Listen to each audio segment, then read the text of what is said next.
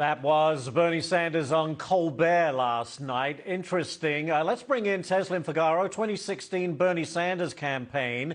Tezlyn, we hear from Bernie Sanders there saying that Biden will have a problem, that is, with Bernie voters if he doesn't move further to the left on certain issues. How likely is that, do you think?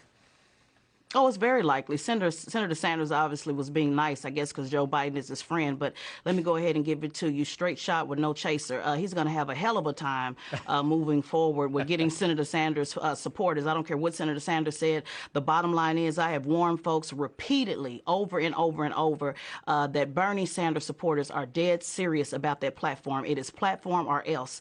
They could care less about Donald Trump being reelected because they see their lives being affected the same or. They have no problem going to the convention with delegates in hand, willing to negotiate. And Senator Sanders is not going to be able to just tell everybody just to get behind Joe Biden and think that all is well. The pundits this morning are getting it absolutely incorrect. James Carville was saying, oh, no, everybody's going to come together and vote blue. He has no idea what's in the heart and mind of a true Senator Sanders supporter. He's completely wrong. And I am telling you once again that Senator Sanders supporters will move forward with or without Senator Sanders. So he can either go to the convention and negotiate, or he can fold, and they will move forward with the convention, move forward with the movement without him.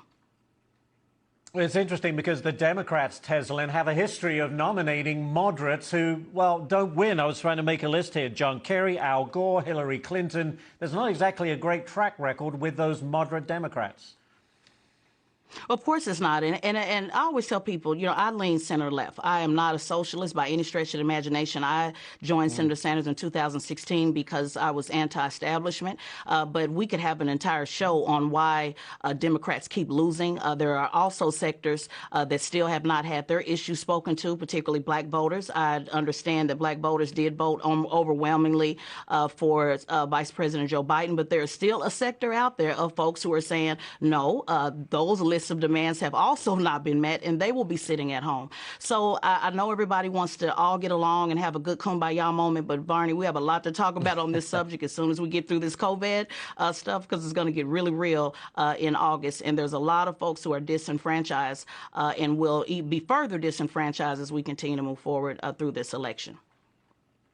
So what you're saying, to summarize, Tezlyn, is you just don't see the Bernie bros and the Bernie sisters putting their vote next to Joe Biden's name unless he radically changes some of his views on some of the issues.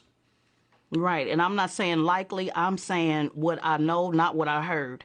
Senator Sanders supporters will not, the majority, will not get behind Vice President Joe Biden. Vice President Joe Biden is not going to radically change his platform. Folks voted for him because they didn't want that type of platform. So why would he change it? That doesn't make any sense.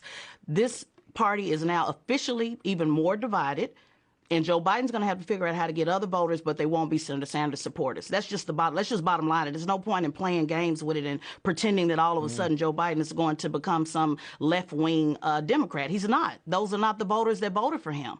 The sides have been chosen. The line has been drawn in the sand. It's pick a side or step aside. So Senator Sanders can either pick a side with his supporters or step aside, and there are people who are in line that are waiting to take it over. Folks like Killer Mike, people like Senator Nina Turner, who are willing and ready to take it over and pick the ball up where he completely obviously dropped it. Tezlyn, you're a great guest because you're very clear on your points. You make them clearly, and that's something that we love on this show. Tezlyn, thank you so much for joining us. It's going to be fascinating to follow what happens from here, but your message has been heard.